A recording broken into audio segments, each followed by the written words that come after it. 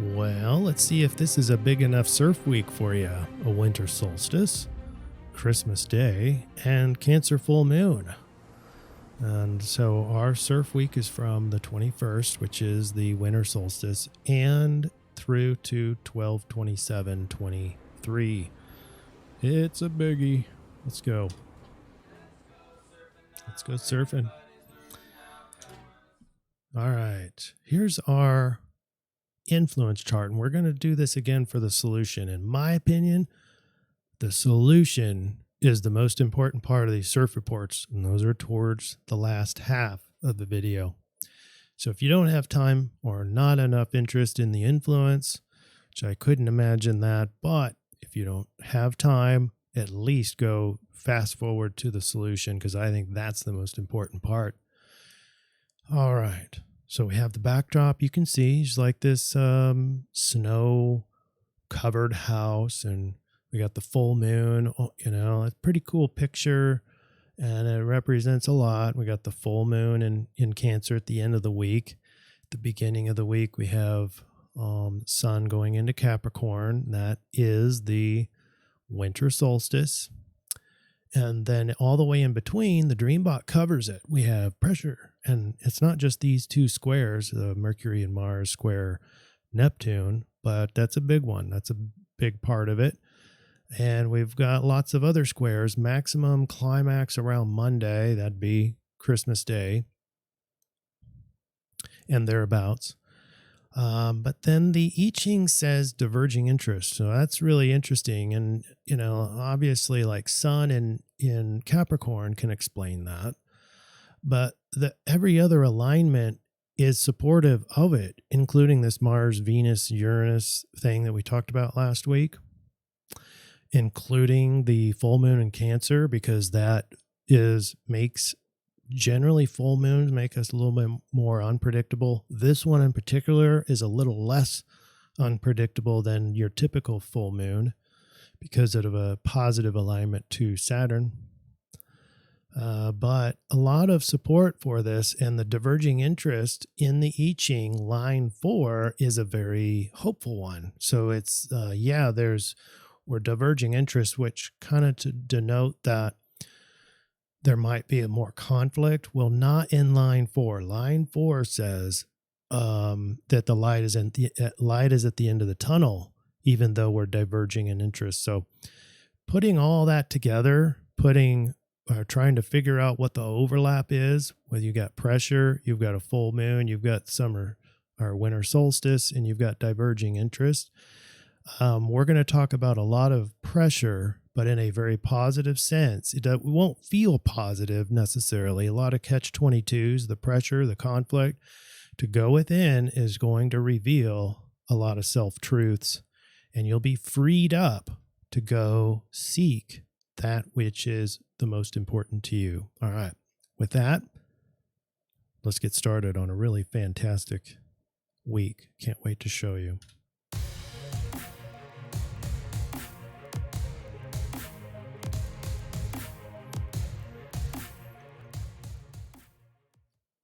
All right, and a big shout out to Radio Hill. Congratulations, you won the Best Comment Award this week. And if you're interested, I responded. He's talking about the Pluto square Jupiter and how much effect that is having. And I respond to that with calculation. I'll go into my software and look at how close the orb's going to get, how strong it's going to get, when it's going to end, all that. So if you're interested, go back to the last video and check out the comments, which that spawns another conversation about the video. The video views plummeted, and I thought, immediately we got censored, and then I realized I got to take one for the team, because I noticed that I got a little cute last week, and I thought I'd put a picture up for the thumbnail, and I think people didn't recognize that it was a different thumbnail. I typically just use the major influence, which includes an astrology chart. So I won't do that this week. I'll go back to the old and learn my lesson. Let's do the Dreambot first. Zoom in. And top word, pressure. Lots of emotion. Crush, opposite. And so basically the pressure will crush or break some of the opposite, some of them, maybe all of them. Maybe the opposition will get crushed. That's the way I read this DreamBot. Let me know, because you guys see things that I don't see, and I love it. All right, in the big picture, here we are. We are not quite halfway through our Libra eclipse cycle, but we have finished the new moon in Sagittarius. We're still in that cycle, that new moon cycle. So we're going to come back around and incidentally going to be part of our solution. And we are at the end of this CIRF week going to see that Cancer full moon. So here's our energy chart. Overall, we have that pressure, but the revealing and the diverging interest are all part of this. And it's a very high score all the way through. And then just a little peak of full moon comes in briefly to take over the influence at the end of the week. Here's our overview of December in retrograde Mercury going back into Sagittarius.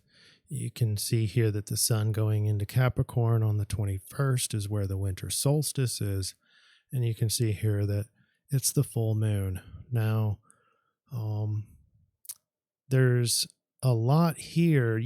Because you see a lot of these numbers, a lot of these are going exact. So there's a lot of tight influences, and it's our intention to go through all of these. This is the chart, winter solstice and obviously summer solstice in the southern hemisphere. Do we even have any viewers, regular viewers that are in the southern hemisphere? I'm not aware of any, but let me know. And that's at 9:27 p.m. Central Standard Time is where the sun goes into Capricorn. Mercury is already in Capricorn at 1 degree 32 minutes in a combust state, which means that it's sort of washed out by the sun, both of them in Capricorn. So both of them together are seeing the mountain, are seeing the aspirations. And it's about very hopeful because it's trine. Look at that huge trine, that huge easy energy over to Jupiter and Moon. Moon, interesting, is switching over to Taurus at the same time that Sun is switching over into Capricorn. So that's interesting. But all this Earth sign, we have 6 Earth signs, 4 fixed signs, so just barely on the fixed side, but that's a very Taurus background, at least for Thursday. It's going to last 2 days, very earthy, very fixed. Well, not very fixed, but slightly more fixed than anything else. And so earthy, and I'm pretty sure what I value, what I want to do. Taurus is about values, and Taurus is the backdrop here because Taurus technically only has 3 planets, but with 6 Earth signs and 4 fixed, sort of like an analogy or analogous or a backdrop feel. And so values are there and determination is there. All that's there, which is correlated nicely with the winter solstice. Even though Mercury is in retrograde and in a combust state, that takes a little bit away from the thinking having to do with it. And so it works really nicely with being grounded, being earthed. And like I said, 2 days. So the picture here with this alignment that I just talked about as this really robust trine, Sun, Mercury, Jupiter and Moon. So it's very emotional, very positive and optimistic from Jupiter's side, and matches perfectly with Sun that wants to climb mountains and be a goat or a sea goat and achieve stuff. And Mercury there too. So the image here, overview, even though it's a very earthy day, we get to see the vantage point from much higher. The image is a hot air balloon And it's this massive trine. So the wicker basket is emotionally hopeful and optimistic. That's the Jupiter and moon influence, because you can see the vistas, you can see the earth, you can map out your course. That's the Mercury in there. And then the balloon is the sun and Mercury together, because it's bringing you up over the earth to study the terrain, clear sight to what you want to do. It's a very nice, reliable navigation. And then along comes a nice, easy, gentle breeze. That's also Jupiter. And just things become easy in terms of what I know I want to do. And there might be some tethers. Sometimes in the hot air balloon, we keep tethers or bags, heavy weights, so that you don't go too high. Well, we can cut those as well. That'll actually be a little spoiler alert for later. We're cutting some of the ties, particularly the stuff that no longer serves us. It's not like we're spending all that time doing that. That's the easy part. It just naturally unfolds. So there it is. This is the first couple of days in our week, including the wonderful winter solstice. And now we have Mercury retrograde Cazimi, and that's a question mark. So I go down here to look at my parallel. This is the inclinations, and they're nowhere close. So we're outside of the 17 minutes, or even outside of the 1 degree in inclination. So we still have a combust Mercury. I'm not too concerned about it here, because we have the higher mind, the Jupiter mind, is in a within 4 to 5 degree orb. And this completes the mind, it's the higher side, the wiser part of the mind. So it really helps in getting some of the rational, the kind of the ruminating type of, when we're talking Mercury retrograde, you have a lot more ruminating as a side effect, potentially, because it's sort of past oriented. You're reviewing things.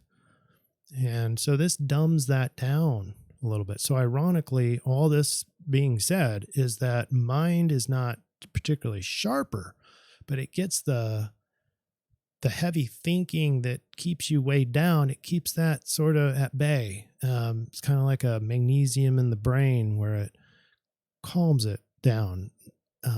Well, if you have 3 and 8, I guess that doesn't really, that makes it more crystal clear. But I'm not thinking that it's a clear mind here necessarily, but just more of a quiet mind, like a meditative mind, I think. And then don't forget the opportunities that we have. If you're disciplined with Saturn, we have lots of sextiles. And one of them is over to Jupiter, which is very positive, synchronistic. And so you always have that choice to be very disciplined this week. That works really well with a sun going into Capricorn. So you get opportunities. And then the moon is waxing gibbous in Taurus. So you're able to pound out some of your lunar goals. Remember our new moon in Sagittarius. So when we have waxing and gibbous moon, it's the time to really press down on those goals. And that's a perfect match. It's even aligned with a trine over to the sun, who is wanting to now go up the mountains and achieve and aspire. So that works super well. So carry out your lunar goals. That's the point there. And all the while, still carry out your lunar goals, but keep in mind that also in Thursday, Friday, and Saturday, it's starting to wane, but you still have that Mars semi-sextile Venus that's growth and growing. So passion is growing, and Uranus is changing it. Uranus is providing the electricity and jolts of insight, and that can cause, cause change. Uranus is change, but it's very insightful and it's meaningful, and It came out of nowhere, but it does affect relationships. Okay, so keep that in mind. Relationships are changing. The dance is changing. And now we hit Sunday. Sunday, the 24th. This is Christmas Eve. And this too is all week. It's the Mercury and Mars. They're in a 6-degree orb and they're developing into a square. So Mercury retrograde and Mars are actually heading together. All right. And when they meet up, they're going to be within a half a degree of orb with a square to Neptune, which means it's a deep sea diver. And that's going to be the image. But before we hit the image, we've got the ego. Remember, feels expansive. So even though I'm going to show you this deep sea diver, which to me and probably some others feels really scary, that's not too different than the anxiety felt by Capricorn. It sees those, sort of scared of the obstacles, but that's just what I do. I've got to get through them, get around them, and get over them. And afterwards feels the achievement as pride. And I want to go even higher. And I want to go over to the other vista and climb that mountain. And then we have Venus. Now, the alignment I just talked about yesterday from the 23rd, the dance continues. Here is where the dance, the electrified Uranus change dance, it's still happening, but it's lighter because what's taking precedence now is Venus trine Neptune. And that's massive illusion towards relationships. And that can be a good thing, or it could be easy to escape. And that's not such a great thing. It's not good or bad. It's easy. It's easy over to Neptune. So it's easy to be tricked. It's easy to escape. So watch out there. We don't want any escaping this week, particularly from relationships. We're going to have some people are going to feel inclined to financially escape. What's that look like? Well, this is akin to more of a Jupiter feeling of excessive spending, but in terms of escaping. So if one is spending money to escape, what are they doing? They're probably trying to find comfort.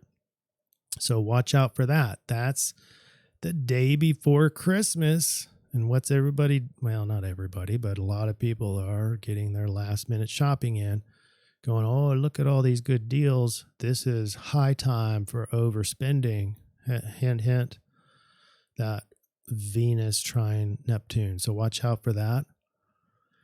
And then the big image. This is the biggest alignment that is developing and will be the strongest at the end of our CIRF week is this guy here.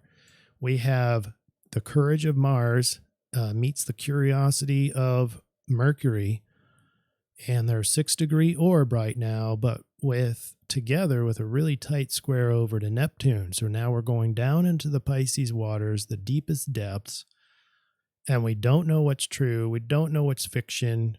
We're surrounded by mysteries, and it's dark, and it's getting darker as the darker we go. It's cloudy water. We have to see through a filter or a protective mask, but we are protected. I hate the big seas, so I would be terrified to be down in here, but it feels hopeful because remember, ego, Sun is trine Jupiter still. So there is that sense of positive, but it's dark down here and we're questing. Why are we here? We're questing towards the truth. We're trying to figure out the truth. And then Monday, we have obviously the 25th, which is Christmas. So we have the moon up here, and it's not quite full moon. So it's a waxing gibbous, probably at the very edge of full. Almost looks full to a lot of people, but it's not quite on Monday the 25th.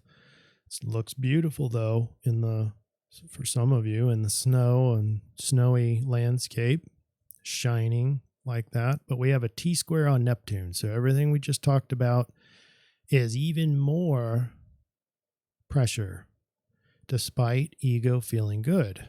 You got Sun trine Jupiter. Lots of hope, lots of expansiveness. It feels good. But that irking feeling that you're toiling with something that you don't really know much about. You're in the Pisces waters. Curiosity and courage are converging.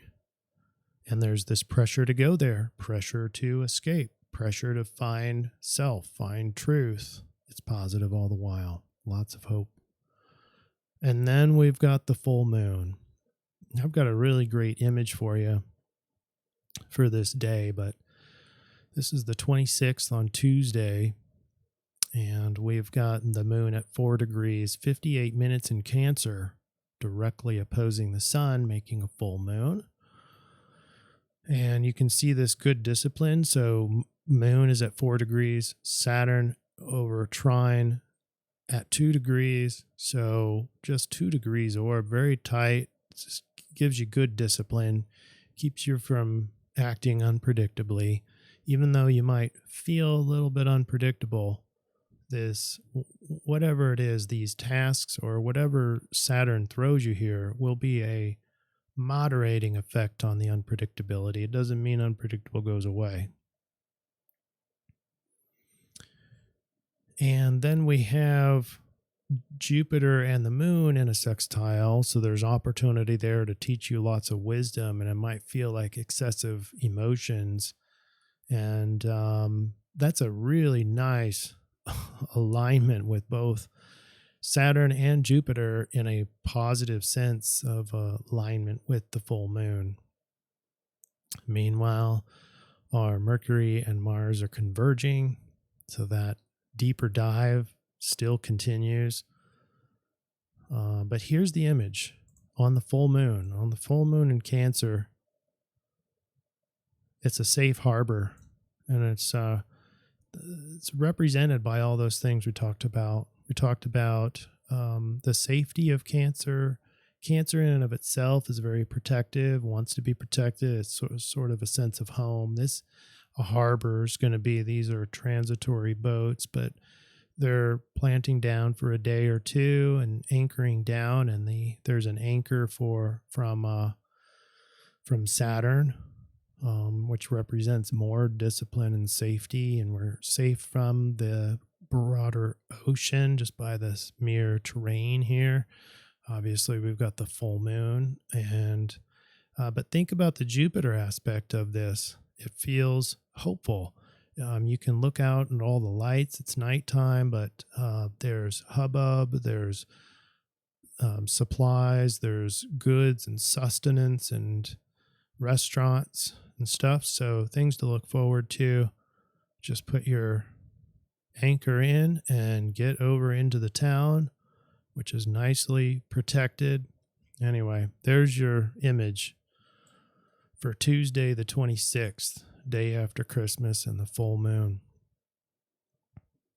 And then on Wednesday, we have Mercury and Mars perfectly in conjunction at 24 degrees, 22 minutes of Sagittarius at 6:31 p.m. Central Standard Time. And so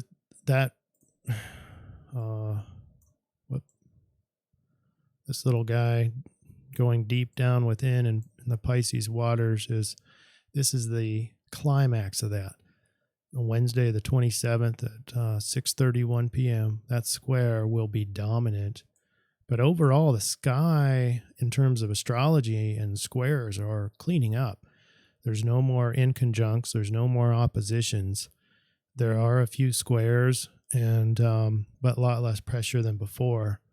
But this one in particular is the strongest. It's Mars and Mercury square Neptune. But still, remember, still positive. You've got Sun at 5 degrees, Jupiter at 5 degrees. So it's a very tight, hopeful, expansive ego and identity. And so it's positive all the while. as you're seeking truth, going to the inner truth. All right, let's hit the I-Ching, and it says 38, hexagram 38, diverging interest, torn between two different viewpoints. A lot of this is going to be the Mercury and Mars square Neptune, a sense of imbalance or tension from competing priorities or perspectives, confused about the best path forward. That could be a Capricornish type of feeling as well, fatigued from negotiating debates and struggles. That really speaks to the Mercury combust. Anxious about misstep. That's Capricorn. Apprehension about deteriorating relationships due to the rivalry or hostility. That's that Venus and Mars. Yes, change with Uranus, but also that trine to Neptune.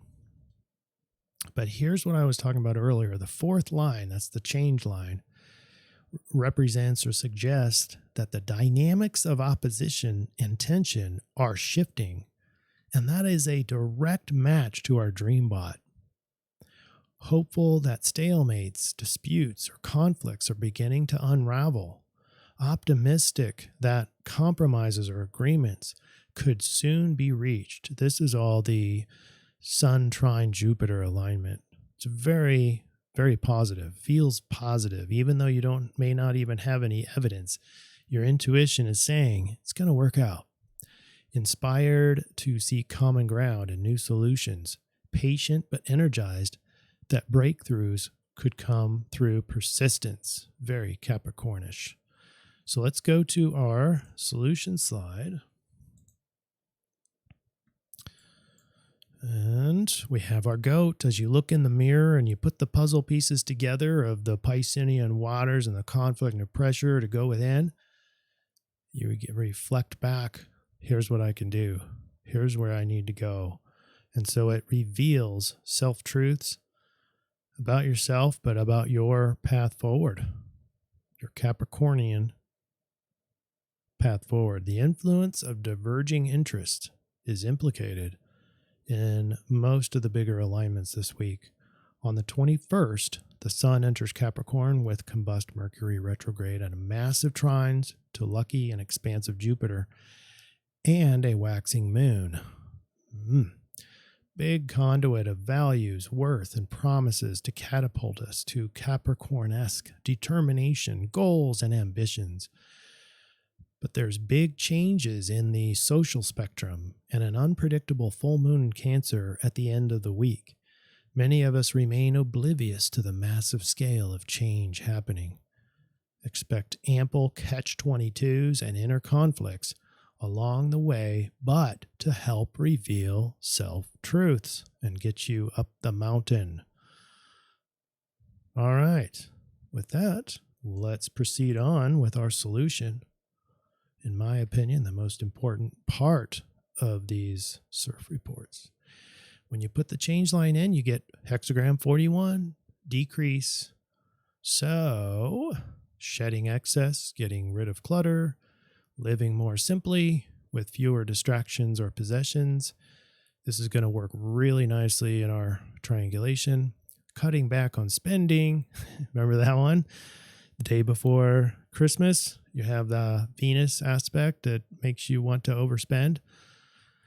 Cutting back on spending, consumption, or budgets. Remember, this hexagram represents our solution, or that part of the solution. Increase in savings and frugality, trimming fat or waste to become lean and efficient, letting go of control to enable different approaches and ideas.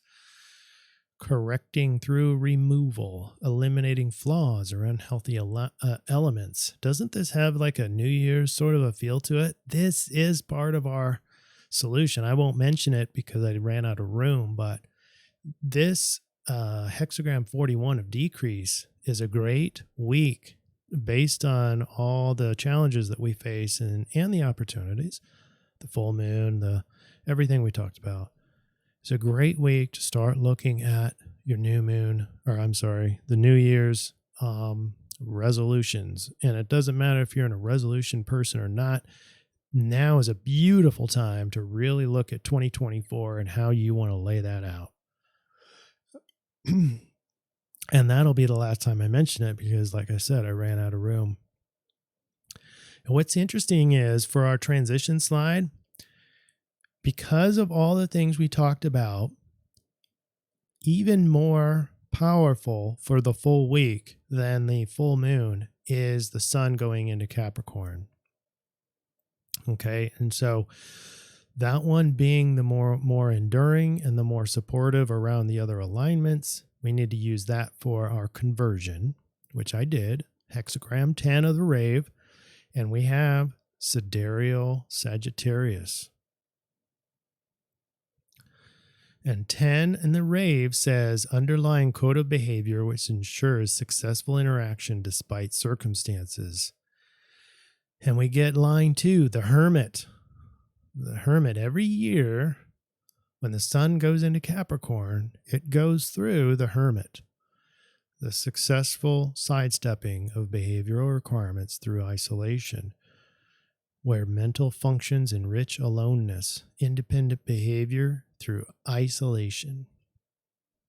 But just don't make it the angry exile. Isolation to preserve independent behavior in the face of conditioning. No escaping, remember? All right, you ready for our solution?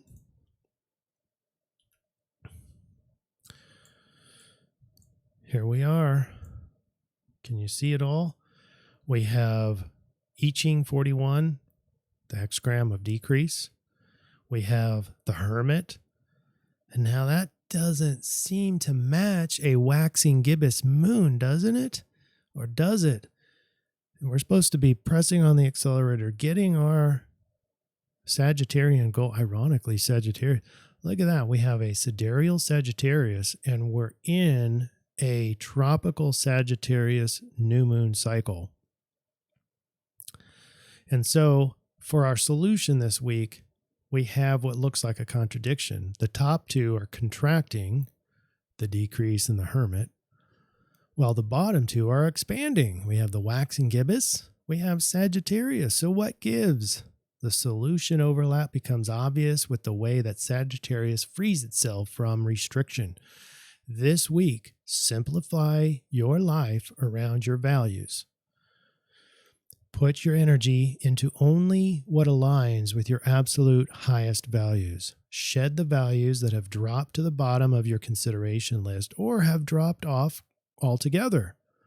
Free yourself from complexities in social, tasks, work, career, etc.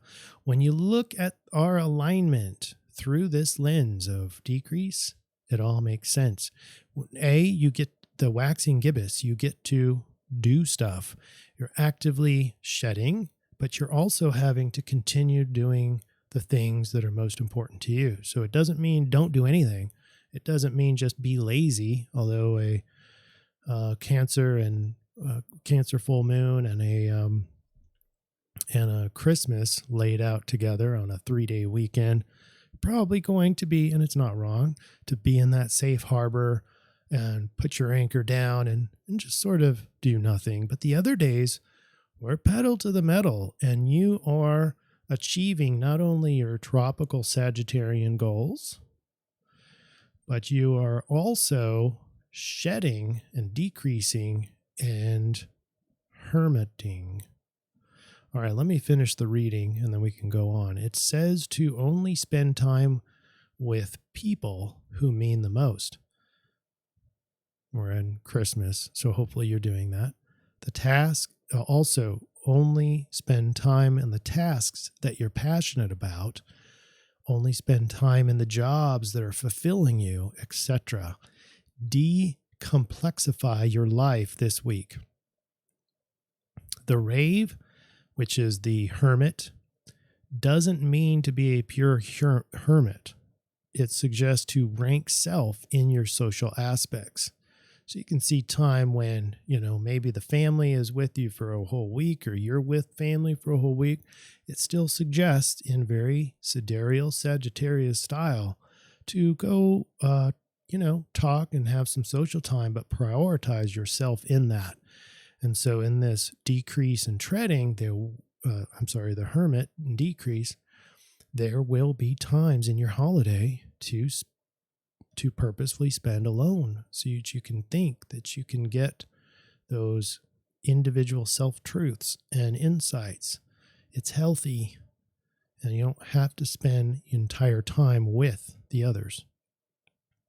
And it's not saying that you have to spend the time, even though you're with them or in the same space, you have to spend it alone. That's not what we're saying. We're saying that don't forget about yourself when you're ranking your social goals or your social expectations. Okay. Rank self in there too, meaning that spend some time alone as well.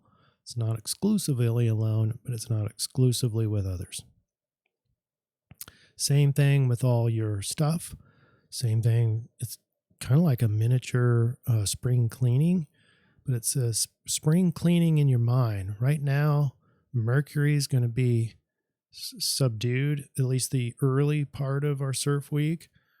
Not crystal clear thinking, but more positive and optimistic, but less rationality, less rumination. So with that, should be a great time to just let the mind kind of wander. It won't be a too negative of a thing, in my opinion, especially with the grounded energy on the first part of the week. Okay, now we have more. We have the runes. And I have the Libra, because that's this 6 months is the Libra, that's the Gebu, and then Anzus for the self-truths. As I bob in the deep waters of Pisces and trying to get clarity and finding fact from fiction and trying to discern all that, I want Anzus. I want divine insight. I want guidance. And it looks like I saved this too early. I had changed it. Let me see if I can get the more current one for you and read that statement to you. Hold on. All right. So this statement will say, I move forward all this week while simplifying to my highest values. I'll show you. There you go. There. I move forward all this week while simplifying to my highest values. I saved that slide too early. All right. With that, everybody, I want you to have a blessed winter solstice, a blessed full moon in Cancer, and a very Merry Christmas and blessed holiday season. Happy holidays to all of the CIRF family and beyond. Thank you, everybody. We'll see you next week.